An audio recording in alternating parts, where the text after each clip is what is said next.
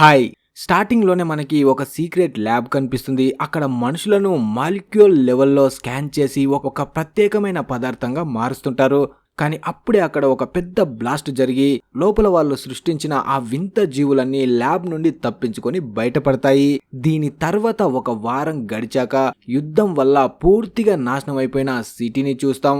అక్కడ డేవిస్ అనే ఒక సైనికుడు బ్యాకప్ కోసం ఎదురు చూస్తూ ఉంటాడు. కానీ బ్యాకప్ రావడానికి ఇంకా 8 నుంచి 10 నిమిషాలు పడుతుందని తనకి తెలుస్తుంది. ఇప్పుడు అతను హైటెక్ హెల్మెట్ కు ఉన్న గ్లాసెస్ తో చుట్టుపక్కల ఉన్న వాటిని స్కాన్ చేస్తుంటాడు. కానీ ప్రతి సెకండ్ గడుస్తున్న కొద్దీ అతనిలో భయం పెరుగుతుంది. ఎందుకంటే ఆ యుద్ధంలో పాల్గొనడానికి తనతో పాటు వచ్చిన సైనికులంతా చనిపోయి ఉంటారు. చుట్టూ వాళ్ళ శవాలు పడి ఉంటాయి. ఆ శవాల ముఖాల్లో భయం, బాధ స్పష్టంగా కనిపిస్తాయి. అప్పుడే తన స్పెట్స్ ఆ శవాల శరీరాలని స్కాన్ చేస్తుండగా డేవిస్ లో ఇంకా భయం పెరుగుతుంది. సరిగ్గా అప్పుడే తన స్పెట్స్ అక్కడ ఒక కదలికను గుర్తిస్తాయి. ఒక తెల్లటి నీడ లాంటిది తన వైపు వేగంగా దూసుకు వస్తుంది. అతను కంగారుగా చుట్టూ చూస్తాడు. కానీ నిజంగా తన కంటికి ఏమీ కనిపించదు. కేవలం హైటెక్ స్పెట్స్ ద్వారా మాత్రమే ఆ నీడ కనిపిస్తుంది. దానికి ఒక శరీరం కానీ ముఖం కానీ ఏమీ ఉండదు. కేవలం తెల్లటి పొగలాగా నీడలాగా గాల్లో కలిసిపోయి ముందుకు వస్తూ ఉంటుంది. అక్కడ ఏం జరుగుతుందో డేవిస్ అర్థం చేసుకునే లోపే ఆ నీడ అతని శరీరం లోపలికి దూసుకు వెళ్తుంది. దాంతో అతను అక్కడికక్కడే ప్రాణాలు కోల్పోతాడు. అతని ముఖంలో కూడా ఇంతకు ముందు చనిపోయిన శవాల్లాగే భయపడుతున్న ఎక్స్ప్రెషన్ వచ్చేస్తుంది. ఇప్పుడు ఆ వింత జీవి తను నెక్స్ట్ టార్గెట్ కోసం వెతుక్కుంటూ ముందుకు వెళ్ళిపోతుంది. తర్వాత మనం మార్క్ క్లైన్ అనే ఒక ఇంజనీర్ ని చూస్తాం. అతను రోజులాగే స్క్రాప్ లో తనకు ఉపయోగపడే వస్తువుల కోసం వెతుకుతూ ఉంటాడు. క్లైన్ చాలా ఫేమస్ ఇంజనీర్, ఇంకా సైంటిస్ట్ కూడా. అతను ఎప్పుడు కొత్త కొత్త వస్తువుల్ని తయారు చేస్తూ ఉంటాడు. ఈసారి అతను రెప్పపాటులో ఏ వస్తువునైనా ఆవిరి చేసే ఒక డిజైన్ ని తయారు చేస్తాడు. కొంతమంది ఆ డిజైన్ ని ఒక వెపన్ లాగా మార్చాలని చూస్తారు. కానీ క్లైన్ తన ప్రయోగాలను యుద్ధంలో వాడడానికి పూర్తిగా వ్యతిరేకిస్తాడు. ఒకరోజు క్లైన్ తన ల్యాబ్ లో పనిచేసుకుంటూ ఉండగా అతని దగ్గరికి సీనియర్ వచ్చి, జనరల్ జేమ్స్ నిన్ను ఇప్పుడే మిలిటరీ బేస్ కి రమ్మన్నాడు, వాళ్ళకి నీ సహాయం కావాలని చెప్తాడు. కానీ క్లైన్ మాత్రం వెళ్ళడానికి ఒప్పుకోడు. నేను ఒక సైంటిస్ట్ ని, సోల్జర్ ని కాదు, యుద్ధంతో నాకు ఎలాంటి సంబంధం లేదు అంటాడు. అక్కడ జనరల్ జేమ్స్ అతనికి వెల్కమ్ చెప్తాడు. జనరల్ జేమ్స్ ప్రపంచంలో కొద్ది మందికి మాత్రమే తెలిసిన ఒక టాప్ సీక్రెట్ సమాచారాన్ని మార్క్ తో షేర్ చేసుకోవడానికి రెడీ అవుతాడు. అతను మార్క్ 5 వేర్వేరు కెమెరా ఫుటేజ్లని చూపిస్తాడు. అవి సైనికులు చనిపోయే ముందు రికార్డ్ చేసినవి. మార్క్ వాటిని గమనిస్తున్నప్పుడే అందులో కొన్ని వింత జీవులు కనిపిస్తాయి. అవి అస్సలు ఈ ప్రపంచానికి చెందిన వాటిలా ఉండవు. ఇంకా పూర్తి వివరాలు వాటి గురించి చెప్పే ముందే మ్యాడిసన్ అనే సిఐఏ ఆఫీసర్ మార్క్తో ఒక కాంట్రాక్ట్ మీద సైన్ చేయించుకుంటుంది. మేము చెప్పిన ఈ సమాచారాన్ని బయట ఎవ్వరితో నువ్వు చెప్పకూడదని, అలా చెప్తే జీవితాంతం జైల్లో పెడతామని అందులో రాసి ఉంటుంది. ఇప్పుడు మార్క్కి కూడా ఆ వింత జీవుల గురించి తెలుసుకోవాలని ఉంది కాబట్టి వెంటనే ఆ కాంట్రాక్ట్ పై సైన్ చేస్తాడు. తర్వాత జేమ్స్ మార్క్ తో, మా బెస్ట్ సోల్జర్స్ అందరూ ఆ వింత జీవులకి దగ్గరగా వెళ్ళడానికి ట్రై చేశారు. కానీ తర్వాత వాళ్ళందరూ శవాలుగా వింతైన స్థితిలో దొరికారు. వాళ్ళ అవయవాళ్ళు లోపల పూర్తిగా గడ్డగట్టుకుపోయాయి. వాళ్ళ ముఖాల్లో విపరీతమైన భయం కూడా కనిపించింది అంటాడు. అప్పుడే మ్యాడిసన్ మాట్లాడుతూ, ఎవరైతే ఆ జీవులను చూశారో వాళ్ళు వాటిని గోస్ట్ ఆఫ్ వార్ అని పిలుస్తున్నారు. ఎందుకంటే ఈ యుద్ధం మొదలవక ముందు వాటి పేరు కూడా ఎక్కడ వినలేదు. అందుకే సైనికులే వాటికి కొత్త పేరు పెట్టారు. కానీ మార్క్ మాత్రం ఇలాంటి తుప్పాసు నమ్మకాలని అస్సలు నమ్మడు. సైన్స్ సహాయంతోనే అసలు ఆ సైనికుల్ని చంపుతుంది ఏంటో తెలుసుకోవాలి అనుకుంటాడు. తర్వాత ఆ వింత జీవులని అర్థం చేసుకోవడానికి మార్క్ కి క్లియర్ ఫుటేజ్ కావాలి. కానీ ప్రాబ్లం ఏంటంటే వాటిని కంటితో నేరుగా చూడలేము. అయితే మార్క్ దగ్గర దీనికి కూడా ఒక మార్గం ఉంటుంది. తను ఇంతకు ముందు లైట్ యొక్క ప్రతి స్ట్రైక్ ని క్యాప్చర్ చేయగల ఒక స్పెషల్ కెమెరాని తయారు చేసి ఉంటాడు. దాని సహాయంతో వాటిని చూడొచ్చు. అప్పుడే జేమ్స్, రేపు మా సైనికులు ఒక రెస్క్యూ మిషన్ మీద వెళ్తున్నారు, వాళ్లకు ఆ కెమెరాని ఆపరేట్ చేయడం నేర్పించు, మిగతాది మేము చూసుకుంటాం అంటాడు. కానీ ఆ కెమెరాని కేవలం మార్క్ మాత్రమే ఆపరేట్ చేయగలడు. కాబట్టి అతను కూడా వాళ్ళతో పాటు వెళ్లాల్సి వస్తుంది. దీని తర్వాత మార్క్ ఒక మిలిటరీ ట్యాంక్ నుండి మిషన్ గన్ ని తీసేసి దాని ప్లేస్ లో ఆ కెమెరాని ఫిట్ చేస్తుంటాడు. ఇది చూసిన కొంతమంది సైనికులు తనపై కోప్పడతారు. ఈ మిషన్ గన్స్ మా ప్రాణాల్ని ఎన్నిసార్లు కాపాడిందో తెలుసా, దీని ప్లేస్ లో ఈ పనికి మళ్ళా కెమెరాని ఎందుకు పెడుతున్నావని అరుస్తారు. అలాగే రేపు వీళ్ళు వెళ్తున్నప్పుడు వీళ్లతో పాటు మార్క్ కూడా వస్తున్నాడని తెలిసి అందరూ నవ్వుకుంటారు. వాళ్ళ దృష్టిలో మార్క్ ఒక బలహీనమైన సైంటిస్టు, యుద్ధ రంగానికి అస్సలు పనికిరాడు అనుకుంటారు. వాళ్ళు మార్కుని ఆట పట్టిస్తున్నప్పుడే అప్పుడే సార్జెంట్ మధ్యలోకి వచ్చి సిచ్యువేషన్ ని కంట్రోల్ చేస్తాడు. ఆ సైనికులని కూల్ చేస్తూ మార్క్ చేసిన ప్రయోగాల వల్లే మనం శత్రువులతో పోరాడగలుగుతున్నాం, అతను లేకపోతే మనం ఏ యుద్ధం గెలిచే వాళ్ళం కాదు అంటాడు. దాంతో అందరి నోళ్లు మూతపడతాయి. అంతేకాదు వాళ్ళు ఏ ట్యాంకుని చూసి మార్క్ ని ఎగతాళి చేస్తున్నారో ఆ ట్యాంక్ ని డిజైన్ చేసింది కూడా మార్క్ ఇంకా తన టీమే అని చెప్తాడు. తర్వాత రోజు వాళ్ళంతా రెస్క్యూ మిషన్ ప్లాన్ చేస్తారు. వాళ్ళు వెళ్లే చోట ఇద్దరు శత్రువులు ఉన్నారు. ఒకరు వాళ్ళతో ఆల్రెడీ యుద్ధం చేస్తున్న మనుషులు, రెండవది వాళ్ళతో అనుకోకుండా ఎదుర్కొంటున్న ఆ వింత జీవులు. ప్లాన్ ప్రకారం మొదట శత్రువుల బిల్డింగ్ లో బందీలుగా ఉన్న వాళ్ళ మనుషులని రక్షించాలి. ఆ తర్వాత అందరూ కలిసి ఆ వింత జీవులని పట్టుకోవాలి. దీని తర్వాత మార్క్ ఇంకా సోల్జర్స్ మొత్తం టీమ్ గా రెడీ అయ్యి ఒక పాడుబడిన ఏరియాకి వెళ్తారు. మార్క్ ట్యాంక్ లోపల కూర్చొని హైటెక్ కెమెరాతో ఆ ఏరియాని స్కాన్ చేస్తూ ఉంటాడు. ప్రతి సైనికుడిలాగే మార్క్ గుండెల్లో కూడా భయం మొదలవుతుంది, కంగారు ఉంటుంది. అలా వాళ్ళు ముందుకు వెళ్తుండగా దారిలో పూర్తిగా గడ్డగట్టుకుపోయిన శవాలు కనిపిస్తాయి. ప్రతి అడుగులోనూ ప్రమాదం పెరుగుతున్నా వాళ్ళు ఆగకుండా ముందుకు వెళ్తారు. అలా ఇంకొంచెం ముందుకు వెళ్ళాక వాళ్లకు సార్జెంట్ విల్ కనిపిస్తాడు. తను ఒక బాత్ టబ్ కింద దాక్కొని కనిపిస్తాడు. అతని ముఖంలో చావును చూసినంత భయం ఉంటుంది. అతని సోల్జర్స్ రక్షిస్తారు. కానీ తన పరిస్థితి చూసి మిగతా సైనికులు కూడా చాలా భయపడతారు. అప్పుడే సార్జెంట్ మిగతా సైనికులు ఎక్కడున్నారని అడుగుతాడు. అప్పుడే విల్ వాళ్ళంతా చనిపోయారు అంటాడు. వెంటనే సోల్జర్స్ పైకి వెళ్లి చూడగానే అక్కడ సైనికులతో పాటు శత్రువులు కూడా చనిపోయి కనిపిస్తారు. షాకింగ్ విషయం ఏంటంటే అందరి చావు ఒకేలా జరిగింది. అంటే ఆ జీవులకి శత్రువు మిత్రుడు అనే ఏ తేడా లేదని ఇప్పుడే తెలుస్తుంది. కొంతసేపటి తర్వాత ఒక సైనికుడికి మళ్ళీ ఆ వింత ఆకారం కనిపిస్తుంది. వెంటనే తన కళ్ళద్దాలని తీసేయడానికి ట్రై చేయగానే మార్క్ ఆ అద్దాలని తీసేయకు, అవి లేకపోతే నువ్వు వాటిని చూడలేవని అరుస్తాడు.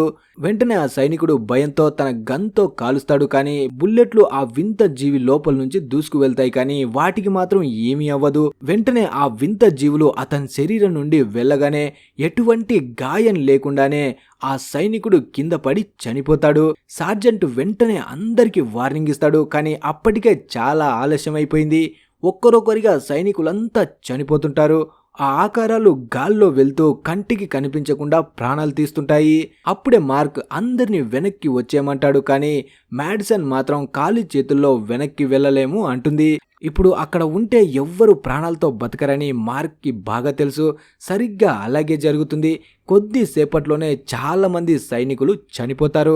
మార్క్ వెంటనే తన హైటెక్ కెమెరాని ఆ ట్యాంక్ కి కనెక్ట్ చేసి కెమెరా ఫీడ్ లో ఆ వింత జీవులు మనుషుల ఆకారంలో కనిపిస్తాయి. కానీ వాటి శరీరంలో కొంత భాగం మాత్రమే కెమెరాకి చిక్కుతుంది. అవి మనుషులు కాదని వేరే ఏదో డైమెన్షన్ నుంచి వచ్చిన జీవులని మార్క్ అనుకుంటాడు. మార్క్ వెంటనే సైనికులకు వాటి పొజిషన్ చెప్పి మిసైల్స్ తో దాడి చేయిస్తాడు.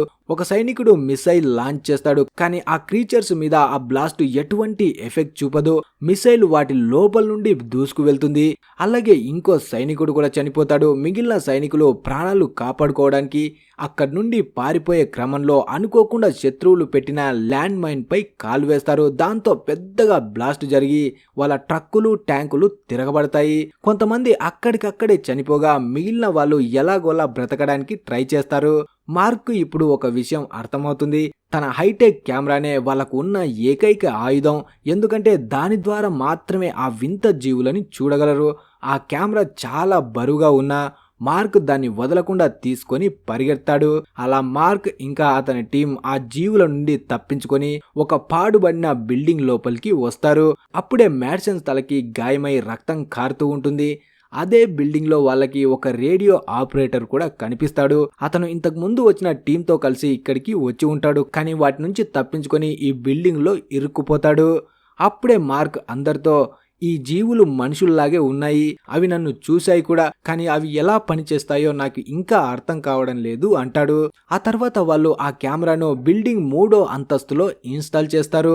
కెమెరాలో చూడగా బిల్డింగ్ చుట్టూ చాలా జీవులు తిరుగుతుంటాయి. కానీ ఏదో అదృశ్య శక్తి వాటిని ఆ బిల్డింగ్ లోపలికి రాకుండా ఆపుతున్నట్టు గమనిస్తారు. అప్పుడే బిల్డింగ్ చుట్టూ నల్లటి ఇసుక లాంటిది చల్లబడి ఉండటం మార్కు గమనిస్తాడు. అప్పుడే ఒక సైనికుడు, ఇది ఇసుక కాదు, ప్యూర్ ఐరన్ పౌడర్, పారిపోయి వచ్చేటప్పుడు నేను ఇందులో పడిపోయాను, నా బట్టల్లో కూడా అది ఇరుక్కుపోయిందని చెప్తాడు. ఎవరో కావాలనే ఆ ఐరన్ డస్ట్ ని బిల్డింగ్ చుట్టూ చల్లారని, దానివల్ల ఆ జీవులు లోపలికి రాలేకపోతున్నాయని మార్క్ కి అర్థమవుతుంది. ఈ బిల్డింగ్ లో వేరే ఎవరైనా ఉన్నారేమో అని వెతకడం స్టార్ట్ చేస్తారు. పై అంతస్తుకు వెళ్ళగానే సడన్ గా ఎవరో వాళ్ళపై కాల్పులు జరుపుతారు. సైనికులు ఎలాగోలా వాళ్ళని ఆపుతారు. కానీ అక్కడికి వెళ్ళి చూస్తే అక్కడ చిన్న పిల్లలు కనిపిస్తారు. వాళ్ళు భయంతోనే అలా కాల్పులు జరిపారని మ్యాడిసన్ అర్థం చేసుకుంటుంది. ఆ పిల్లలు ఆ వింత జీవులకి భయపడే ఇక్కడ దాక్కుని ఉంటారు. అదే బిల్డింగ్ లో ఒక ట్రాన్స్మీటర్ టవర్ ఉంటుంది. దాని ద్వారా జనరల్కు డిస్టెన్స్ సిగ్నల్ పంపొచ్చు. కానీ ప్రాబ్లం ఏంటంటే ఆ సిగ్నల్ వల్ల శత్రువులకు కూడా వాళ్ళు ఉన్న లొకేషన్ తెలిసిపోతుంది.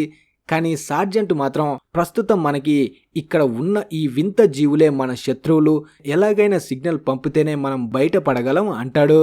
అప్పుడే మార్క్ ఆ పిల్లల్ని బిల్డింగ్ చుట్టూ ఆ పౌడర్ వేయాలనే ఐడియా మీకు ఎలా వచ్చిందని అడుగుతాడు. అప్పుడు ఆ పిల్లలు మా నాన్న చెప్పాడు అంటారు. వాళ్ళ నాన్న ఆ పవర్ ప్లాంట్లోనే పనిచేసేవారని, ఆ పవర్ ప్లాంట్ నుంచే ఈ చావులు మొదలయ్యాయని ఆ పిల్లలు చెప్తారు. దారుణం ఏంటంటే ఆ ఐరన్ పౌడర్ వేస్తున్నప్పుడే ఆ జీవులు వాళ్ళ నాన్నని చంపేశాయి. అప్పుడే ఆ పిల్లలు మళ్ళీ చెప్తారు, ఆ జీవులకు ప్రశాంతత లేదు, అవి జీవితానికి చావుకి మధ్య ఎక్కడో ఇరుక్కుపోయాయి, అందుకే అవి అంత క్రూరంగా మారాయి అంటారు. తర్వాత జనరల్ జేమ్స్ వాళ్ళని కాపాడడానికి ట్యాంకులు, హెలికాప్టర్లని పంపిస్తానని చెప్తాడు. కానీ ఆ ట్యాంకర్స్ వచ్చే ప్లేస్ కి వెళ్లాలంటే వీళ్ళు అక్కడి నుంచి 1/2 కిలోమీటర్ దూరం పరిగెత్తాల్సి ఉంటుంది. ఇప్పుడు వీళ్ళు సిగ్నల్ పంపడం వల్ల శత్రువులకు కూడా వీళ్ళు ఉన్న లొకేషన్ తెలిసిపోయింది. కాబట్టి వాళ్ళు అక్కడ ఎక్కువసేపు ఉండలేరు. అలా మార్క్ ఆ బిల్డింగ్ లో ఉన్న ఐరన్ పౌడర్ ని తీసుకొని వాటితో గ్రెనేడ్లు, బాంబులు తయారు చేస్తాడు. అప్పుడు సార్జెంట్, మార్క్ నువ్వు మాకు కవర్ ఇవ్వాలి, ఎందుకంటే వాటిని నువ్వు మాత్రమే చూడగలవు అంటాడు. కానీ మార్క్ అంతకంటే మంచి ఐడియా వేస్తాడు. అతను ఆ కెమెరా పార్ట్స్ ని అన్నిటిని విప్పి దాన్ని ఒక పవర్ఫుల్ సర్చ్ లైట్ గా మారుస్తాడు. ఆ లైట్ పడినప్పుడు ఆ జీవులు అందరికీ స్పష్టంగా కనిపిస్తాయి. రేడియో ద్వారా రెస్క్యూ టీమ్ కి కూడా ఇలాంటి కెమెరాలనే తయారు చేసి తీసుకురామని చెప్తాడు. తర్వాత రోజు మార్నింగ్ మార్క్ ఆ టార్చ్ లైట్ వేసి చూడగా అక్కడ వందల సంఖ్యలో ఆ వింత జీవులు బయట వెయిట్ చేస్తూ కనిపిస్తాయి. వాళ్ళు బయటికి రాగానే వాళ్ళని వేటాడతాయి. సైనికులు ఐరన్ డస్ట్ తో చేసిన ఆయుధాలని వాడతారు. ఈ అటాక్స్ వల్ల ఆ వింత జీవులని ఆపి వీళ్ళు సక్సెస్ అవుతారు. కానీ అవి చాలా వేగంగా దూసుకు వస్తూ ఉంటాయి. అందరూ ఒక పాడుబడిన బస్సు లోపల వెళ్లి దాక్కుంటారు. కానీ అప్పుడే మార్క్ తయారు చేసిన సర్చ్ లైట్ బ్యాటరీ అయిపోతుంది. దాంతో వాళ్ళంతా మళ్ళీ చీకట్లోకి వెళ్లిపోతారు. అప్పుడే వాళ్ళకి మిలిటరీ ట్యాంక్స్ సౌండ్ వినిపిస్తుంది. అలా రెస్క్యూ టీం అక్కడికి వచ్చేస్తుంది. వాళ్ళు కూడా ఆ సర్చ్ లైట్లని తీసుకువచ్చి ఉంటారు. అలా లైట్స్ వేయగానే అక్కడ భారీ సంఖ్యలో ఉన్న ఆ వింత క్రీచర్స్ కనిపిస్తాయి. సార్జెంట్ వద్దంటున్నా వినకుండా రెస్క్యూ సైనికులు వాటిపై కాల్పులు జరుపుతారు. ట్యాంకులతో బాంబులు వేసినా వాటికి ఏమీ అవ్వదు. చూస్తూ ఉండగానే వాటి అటాక్ వల్ల వీళ్ళని కాపాడడానికి వచ్చిన రెస్క్యూ టీం మొత్తం చనిపోతుంది. అప్పుడే ఆ వింత జీవి ట్యాంకును ఒక చిన్న టిన్ను డబ్బాలా నలిపేస్తుంది. అలా దారుణమైన ఫైట్ జరుగుతూ ఉన్నప్పుడే ఇంతకు ముందు వాళ్ళతో వచ్చిన ఆ చిన్న పిల్లాడు గ్రూప్ నుండి విడిపోతాడు. దాంతో ఆ అమ్మాయి తన తమ్ముణ్ణి కాపాడుకోవడానికి వెళ్లే లోపే ఆ వింత జీవులు ఆ బాబుని దారుణంగా చంపేస్తాయి. ఈ సంఘటన చూసి అందరూ చాలా బాధపడతారు. కానీ అప్పుడే ఇంకో రెస్క్యూ హెలికాప్టర్ వస్తుంది. వెంటనే అందరూ అందులో ఎక్కుతారు. ఆ జీవులు హెలికాప్టర్ వైపు వస్తుండగా మార్క్ ఐరన్ పౌడర్ ని గాల్లో చల్లుతాడు. దాంతో వాళ్లకు పారిపోవడానికి కొంచెం టైం దొరుకుతుంది. ఆ వింత జీవులు ఇప్పుడు సిటీ వైపు వెళ్తున్నాయని వాళ్ళకి అర్థమవుతుంది. కొంతసేపటి తర్వాత ఆ హెలికాప్టర్ వాళ్ళని ఒక బంకర్ దగ్గరికి తీసుకువెళ్తుంది. ఈ బంకర్ 20 అడుగుల మందంతో స్టీల్ ఇంకా కాంక్రీట్ తో తయారు చేసి ఉంటారు. అప్పుడే జనరల్ జేమ్స్ కూడా అక్కడికి వస్తాడు. అతని దగ్గర ఇంతకు ముందు 240 మంది సైనికులు ఉన్నారు. కానీ ఇప్పుడు 19 మాత్రమే మిగిలారు. మన దగ్గర ఎలాంటి ప్లాన్ లేదు, వాటి నుండి తప్పించుకోలేం, వాటిని ఆపలేమని జనరల్ చాలా బాధపడతాడు. అప్పుడే మార్క్ ఆలోచించి ఒక అద్భుతమైన ఐడియా చెప్తాడు. ఆ వింత జీవులు గోడ లోపల నుంచి వెళ్ళగలవు, కంటికి కనిపించకుండా తాకి చంపేయగలవు, కానీ అవి సిరామిక్ లోపల నుంచి వెళ్ళలేవు. అందుకే పాతబడిన బిల్డింగ్ లో మన సైనికుడు సిరామిక్ బాత్ టబ్ కింద దాక్కున్నాడు కాబట్టి తను ప్రాణాలతోనే ఇంకా ఉన్నాడు అంటాడు. మన ట్రక్కులకు సిరామిక్ కోటింగ్ ఉండడం వల్లే వాటిని కూడా అవి ఏం చేయలేకపోతున్నాయి. ఇవి నేచురల్ జీవులు కావు, వీటిని ఎవరో తయారు చేశారు, మనిషి తయారు చేశాడు కాబట్టే వీటికి లోపాలు కూడా ఉన్నాయి అంటాడు. అప్పుడే మార్క్ అక్కడ ఉన్న అందరికీ బోస్ ఐన్స్టీన్ క్యాండిడేట్స్ గురించి వివరిస్తాడు. ఇది పదార్థం ఒక 5వ స్థితి, స్టేట్ ఆఫ్ మ్యాటర్. ఇది సాలిడ్ కాదు, లిక్విడ్ కాదు, కానీ ఆ జీవుల్లో ఉన్న అన్ని లక్షణాలు ఇందులో ఉంటాయి. దీన్ని తయారు చేయడానికి చాలా ఎనర్జీ కావాలి, అందుకే అవి ఆ పవర్ ప్లాంట్ లోనే పుట్టాయి. ఇవి మ్యాన్ మేడ్ కాబట్టి వీటిని ఖచ్చితంగా మనం ఓడించవచ్చని మార్క్ అందరికి చెప్తాడు. తను మొదట్లో తయారు చేసిన వస్తువులను ఆవిరిగా మార్చే డిజైన్ సహాయంతో వీటిని నాశనం చేయొచ్చని అంటాడు. మార్కు వస్తువులన్నిటిని విప్పి ఒక కొత్త రకమైన ఆయుధాన్ని తయారు చేస్తాడు. ఇప్పుడు వాళ్ళ హెలికాప్టర్ లో కేవలం పవర్ ప్లాంట్ వరకు వెళ్లేంత ఫ్యూలే ఉంటుంది, వెనక్కి వచ్చే ఛాన్స్ అస్సలే లేదు. తర్వాత మార్క్ ఇంకా కొంతమంది ధైర్యం ఉన్న సైనికులు పవర్ ప్లాంట్ కి వెళ్తారు. మొదట ఆ కొత్త వెపన్ ను టెస్ట్ చేయడానికి కొంతమంది దిగుతారు. దారిలో ఒక క్రీచర్ ఎదురైనప్పుడు సార్జెంట్ ఆ కొత్త గన్తో కాల్చగానే కేవలం ఒక్క షాట్ తోనే ఆ క్రీచర్ పూర్తిగా నాశనమైపోతుంది. దాంతో మిగతా సైనికులు కూడా దిగి ప్లాంట్ ని చుట్టుముడతారు. మార్క్ ఇంకా మ్యాడిసన్ లోపలికి వెళ్తారు. అక్కడ ఒక సీక్రెట్ ల్యాబ్ డోర్ ఓపెన్ చేయగా వాళ్ళకు మైండ్ బ్లాక్ అయిపోతుంది. అక్కడ ఒక పెద్ద అసెంబ్లీ లైన్ నడుస్తుంది. మనుషులను మాలిక్యూల్ లెవెల్లో స్కాన్ చేసి ఆ బోస్ ఐన్స్టీన్ కాంటినెంట్స్ తో రీజనరేట్ చేస్తుంటారు. ఇంకొంచెం ముందుకు వెళ్ళగా అక్కడ వందల మంది బతికున్న మనుషులు కనిపిస్తారు. వాళ్ళపై ఎక్స్పెరిమెంట్స్ చేయడానికి బంధించి ఉంచుతారు. కానీ టెక్నికల్ ఇష్యూ వల్ల అక్కడ బ్లాస్ట్ జరగడం వల్ల అందులో సగం వింత జీవులు బయటికి వచ్చేస్తాయి. అలాగే అక్కడ ఒక సైంటిస్ట్ శవం కూడా ఉంటుంది. అతని చేతిలో లివర్ ఉంటుంది. అతని చేతిలో దేన్నో ఆపడానికి ట్రై చేసిన లివర్ ఉంటుంది. దాంతో మార్క్ అర్థం చేసుకుంటాడు తను ఈ జీవులని ఆపడానికి ట్రై చేసే చనిపోయాడు అని. బయట సైనికులు ఆ వింత జీవులతో పోరాడుతుంటారు. కానీ ఆ వింత జీవులపై ఎంత దాడి చేస్తే అవి అంతకంటే ఎక్కువగా మళ్ళీ బతుకుతూ ఉంటాయి. అవన్నీ కలిసి ఒక పెద్ద భయంకరమైన రూపంగా మారతాయి. సైనికులంతా చనిపోగా సార్జెంట్ ఇంకా తన చివరి ప్రయత్నంగా అందరి వెపన్స్ లో ఉన్న ఎనర్జీని ఒకే గన్ లోకి కన్వర్ట్ చేస్తాడు. లోపల మార్క్ కి ఎమర్జెన్సీ షట్ డౌన్ ప్రాసెస్ అర్థమవుతుంది. అన్ని బ్రాకెట్లను తీసి లివర్ ని లాగాలని. మార్క్ బ్రాకెట్లను తీస్తుండగా ఆ జీవులకి కోపం వచ్చి తమ గ్లాస్ చాంబర్ అని పగలగొట్టడం స్టార్ట్ చేస్తాయి. అవి మార్క్ ని చంపడానికి రాగానే మ్యాడిసన్ తనని కాపాడుతుంది. అలా చివరికి కష్టపడి ఆ లివర్ ని లాగడానికి ట్రై చేయగా అది జామ్ అయిపోతుంది. అతను తన పూర్తి శక్తితో దాన్ని లాగుతాడు. బయట సార్జెంట్ ఆ వింత జీవుల గుంపుపై పెద్ద బ్లాస్ట్ చేయడంతో లోపల ఉన్న గ్లాస్ ఛాంబర్లన్నీ పగిలిపోయి ఆ వింత జీవులన్నీ ఒకేసారి బయటికి వచ్చేస్తాయి. అవి మార్క్ ను టచ్ చేసే లోపే మార్క్ ఆ లివర్ ని లాగేస్తాడు. దాంతో పవర్ సప్లై ఆగిపోతుంది. వెంటనే ఆ జీవులన్నీ ఒక్కసారిగా ఫ్రీజ్ అయిపోతాయి. బయట సార్జెంట్ తో పోరాడుతున్న జీవులు కూడా ఫ్రీజ్ అవుతాయి. వాళ్ళు గెలిచారని సార్జెంట్ కి అర్థమవుతుంది. మ్యాడిసన్ మార్క్ ని అక్కడి నుంచి వచ్చేయమంటుంది. కానీ మార్క్ ఇంకో రూమ్ లోకి వెళ్లి చూస్తాడు. అక్కడ ఆ జీవులను కంట్రోల్ చేసే సిస్టమ్ ఉంటుంది. అవి పుట్టుకతో ఇంత దారుణమైనవి కావు, వాటిని అలా మార్చారు. అవి చావలేదు, బతకలేదు, మధ్యలో నరకం అనుభవిస్తున్నాయని మార్క్ అర్థం చేసుకుంటాడు. ఇదంతా చూసి మార్క్ తట్టుకోలేక ఆ పోర్ట్స్ అన్నిటిని డిస్టర్బ్ చేసి వాటిని కాపాడతాడు. మ్యాడిసన్ అతని ఆపుతుంది. ఇవన్నీ నువ్వు నాశనం చేశావంటే, మనం ఈ వింత జీవులతో యుద్ధం చేసేసామంటే ఎవ్వరు మనల్ని నమ్మరు అంటుంది. కానీ మార్క్ మాత్రం ఈ టెక్నాలజీ గనుక మనుషుల చేతికి దొరికితే ప్రపంచం సర్వనాశనం అయిపోతుందని చెప్పి అక్కడ ఉన్న రీసెర్చ్ మొత్తాన్ని తగలబెట్టేస్తాడు. తర్వాత మిగిలిన సైనికులు బేస్ కు తిరిగి వస్తారు. తర్వాత రోజు మార్క్ తన క్యాంప్ నుండి బయటికి రాగానే సైనికులు మళ్ళీ ఆ పవర్ ప్లాంట్ వైపు వెళ్లడం చూస్తాడు. అప్పుడే మ్యాడిసన్ తనతో, మనం కొత్త పోటీని స్టార్ట్ చేశాం. ఇప్పుడు అన్ని దేశాలు ఆ టెక్నాలజీని సొంతం చేసుకోవడానికి ట్రై చేస్తున్నాయి.